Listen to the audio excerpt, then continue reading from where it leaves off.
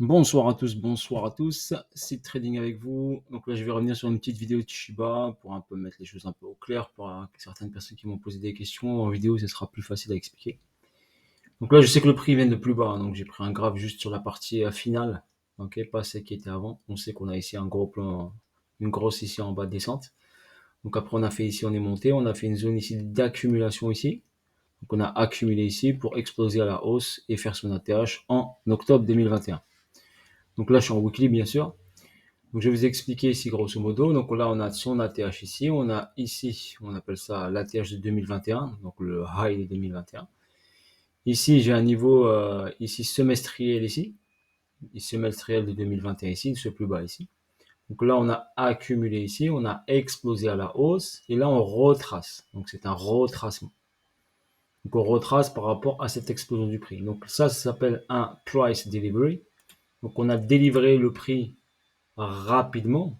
J'essaie d'expliquer simplement pour les personnes qui ne connaissent pas le trading. Donc là, on a délivré le prix rapidement. Et quand on jette comme un caillou au plafond ou au ciel, on jette un caillou, ben, il redescend vers le sol. D'accord? C'est la loi de la pesanteur. Et ben, les marchés financiers, pareil. Si vous montez trop vite, vous injectez trop d'argent trop vite, forcément derrière, le prix revient au niveau de départ. Ok?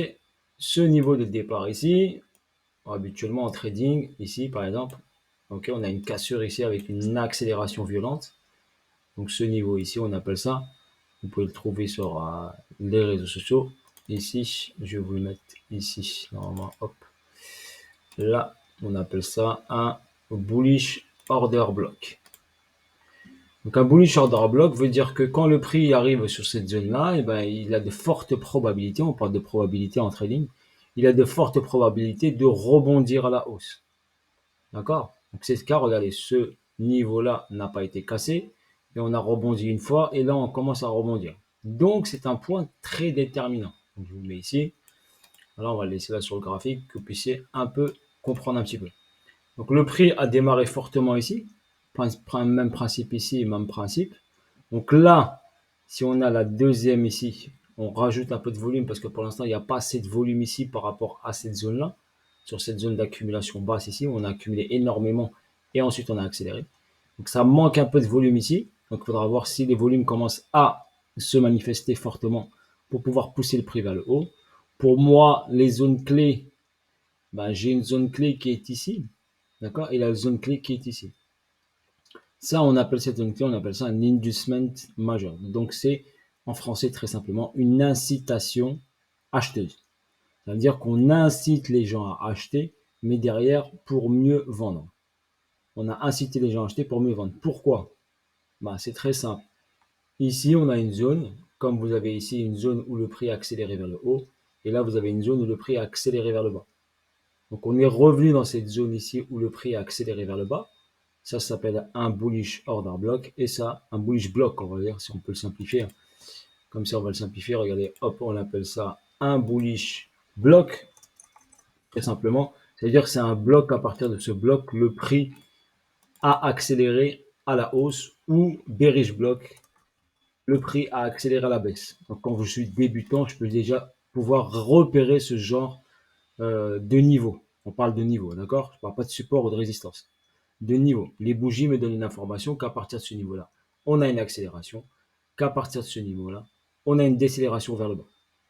Donc, si le prix, on parle de probabilité du jour, revient vers cette zone-là, on a de fortes probabilités de faire marche arrière.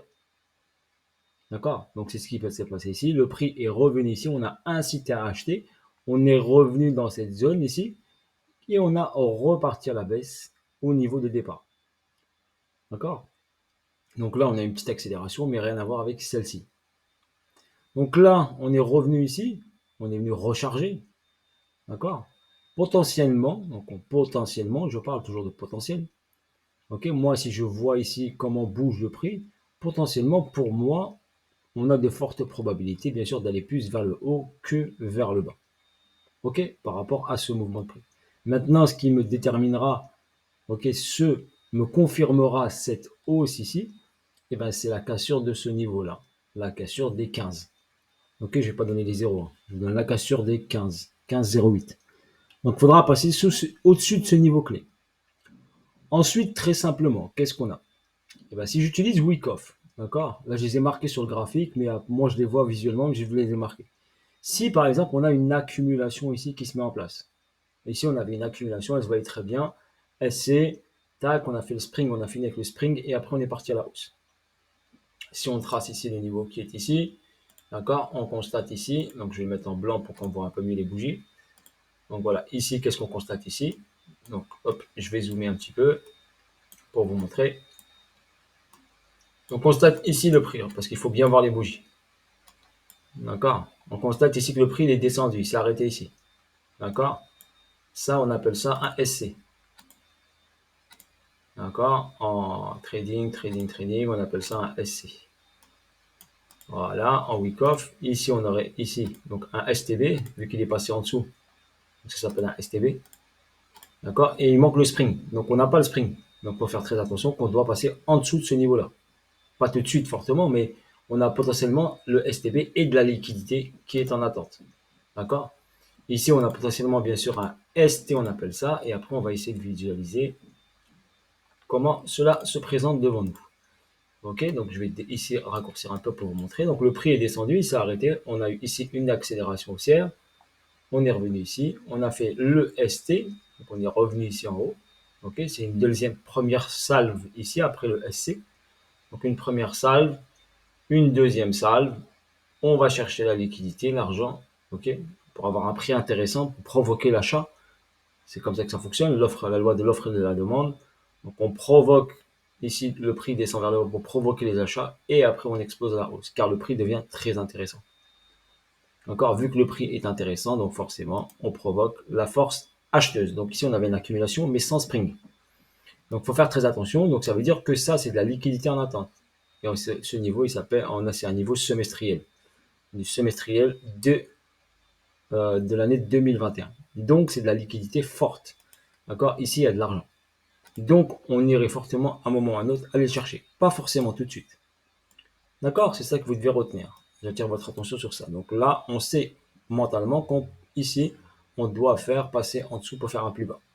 Donc, il va falloir faire attention. Donc, les personnes qui n'ont pas ici pris leur profit sur cette hausse qui attendait un Shiba 1 dollar, d'accord? Faites très attention. Si vous avez ici une montée ici dans cette zone-là, de préférence, pensez à encaisser au moins 70%, 60% ou 80% ou voire 100%. Ok, parce qu'après, si le prix il remonte plus en haut et il va en bas, vous serez bloqué, et ben, ce serait pas intéressant pour vous. Tandis au contraire, si je vends au moins 80%, 70%, si le prix descend pour repartir vers le haut, et ben, au moins j'aurai des stablecoins pour racheter du Shiba si je suis un fan de Shiba et j'adore Shiba. D'accord? Voilà. Ou sinon, après, c'est à vous de voir comment vous gérez votre investissement. Moi, je suis pas un conseiller financier, je vous présente juste l'analyse technique sur le Shiba. Donc là, on a une prise de liquidité qui a provoqué la TH. On est descendu vers le bas. Et ici, on a pareil une accumulation SC, AR, ST. Normalement, si j'utilise Wyckoff ici, moi je n'utilise pas à 100% Wyckoff, mais je regarde quand même. Logiquement, si je me fie à Wyckoff, donc ça donnerait ça, ça, et on doit passer au-dessus de ça. Donc ça, c'est la chose que Wyckoff me donne. Pour ensuite redescendre. Ok? D'accord? Donc on doit prendre cette ligne du semaine, donc cette ligne du semaine majeure. Donc là, boum. Ok? Donc, mais la problématique sur ce niveau-là, ben, bien sûr, on a un bearish block. D'accord? Un bloc bearish. Donc après, il faut arriver à traverser ce niveau-là pour aller chercher en haut. Donc pour traverser ça, ok, il faut beaucoup d'argent. Donc il faut injecter de la force. Il faut injecter de la force pour péter ça. Donc ça, la force, ça va se déterminer avec le volume. Si on a une grosse force acheteuse, oui, on peut péter ce niveau-là. Mais si la force acheteuse reste faible, ok, eh ben, il va devoir ici marquer un gros temps d'arrêt ici, redescendre. J'espère, hop, repartir. D'accord? Donc on verra après comment ça se passe. Mais on ne peut pas rien dire là pour l'instant. On sait que potentiellement il faut casser ce niveau clé, passer au-dessus ici. Là on appelle ça un point pivot daily qui est au 16,85. C'est juste un niveau calcul mathématique sur la moyenne de prix weekly qui nous donne un point médian, on va dire. Un point pivot où le prix est attiré vers ce prix, comme un aimant. Donc potentiellement, on peut aller ici. OK? Voilà, grosso modo, j'essaie d'expliquer plus simplement et un peu plus technique sans trop compliquer les choses. On sait qu'au week-off, donc sur une week-off, ici, on a un PS. Si vous regardez les schématiques sur Google, vous allez les trouver là sur une accumulation. Donc là, c'est un PS. Et là aussi, par exemple, c'est un PS. C'est pareil. Donc c'est juste des niveaux. OK? Ben, on sait que potentiellement, le ST qui est là, il peut passer au-dessus, venir dans ce niveau-là. Donc déjà, on a une information, voilà. Donc on a une information comme quoi c'est une début d'accumulation avec un SC. On sait qu'on a un point pivot qui attire le prix vers ce niveau-là. On sait qu'on a de l'argent ici. Par contre, on a un bloc ici qui peut nous bloquer. OK? Mais ce bloc ici, il démarre de ce niveau-là. Donc la baisse, elle démarre de ce niveau-là. Donc on peut aller dans ce niveau-là. OK? Et s'il y a assez de puissance, eh ben, on éclate tout et on va chercher en haut. OK? Moi, pour moi, je ne vois pas un ATH, d'accord? Mais je vois au moins qu'on revient dans la zone qui est en haut. Je préfère voilà, vous le dire. Et après, j'ai noté quelques petits chiffres ici, statistiques. Vous pouvez faire pause sur la vidéo pour les noter. Moi, pour moi, mon palier 1, déjà, ce serait déjà la zone clé ici. Après, voir ici comment le prix réagit. Et après, ici, pour aller TP sur cette zone-là. Par exemple, par pourcentage, je ne sais pas comment vous voulez. Ou, après, ça dépend de vous. Ça, c'est moi, c'est mes annotations personnelles. Je vous les partage. D'accord? Voilà, moi, personnellement, comment je détermine tout ça. Et je prépare un graphique et j'attends, je patiente. D'accord? Si je rentre ici, bien sûr, sur ici, cet achat ici, ben, je mets mon stop.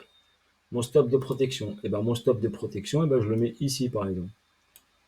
D'accord? Ou juste en dessous ici. Comme ça, même si j'ai une perte, elle est vraiment minime. Ou j'achète en spot, je me casse pas la tête. Ok, l'idéal, bien sûr, c'est, vous n'êtes pas bon en trading, et ben, il vaut mieux utiliser le mode spot, c'est comme acheter une action. Donc le Shiba vous appartient, vous le holdez, d'accord, et vous essayez d'en acheter sur des zones bien sûr intéressantes. Ok, parce que si on achète ici, ben, ce n'est pas des zones intéressantes. D'accord, l'idéal c'est d'acheter sur des zones intéressantes. Maintenant, on va utiliser le Fibonacci. Si je prends ce point bas ici qui a été créé, et je vais prendre le point haut qui a été créé ici. Donc le point haut ici.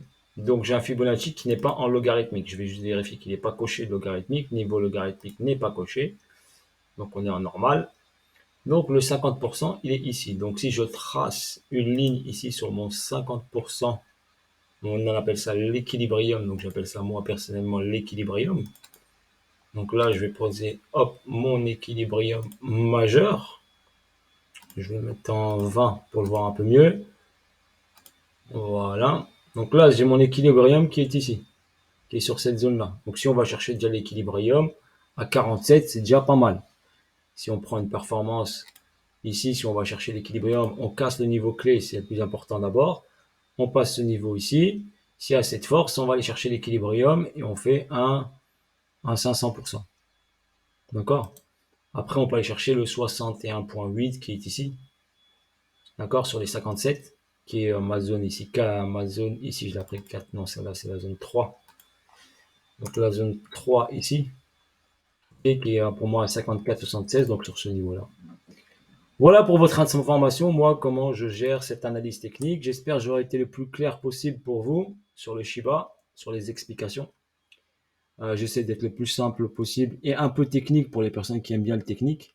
N'hésitez pas en commentaire à me laisser vos commentaires, je vous lis. Si vous n'êtes pas d'accord, vous pouvez bien sûr donner votre avis. Donc n'hésitez pas à donner votre avis, hein, en regardant bien sûr le respect, bien sûr, en restant respectueux, bien sûr, c'est le but. Hein. Ne pas, bien sûr, ne mal parler, car moi, je vous présente ça à titre gratuit et pour vous aider à comprendre le mouvement du prix. Je vous incite à rien du tout, mais j'essaie de vous faire comprendre comment bouge un prix et là, qu'est-ce qu'on a devant nos yeux. Voilà, sur ce, je vous dis à bientôt. C'était Seed Trading qui était avec vous. Bis à tous, force à vous la famille, et je vous dis à bientôt pour de nouvelles vidéos et de nouvelles aventures. Voilà, et à bientôt pour de nouvelles vidéos. Ciao, ciao.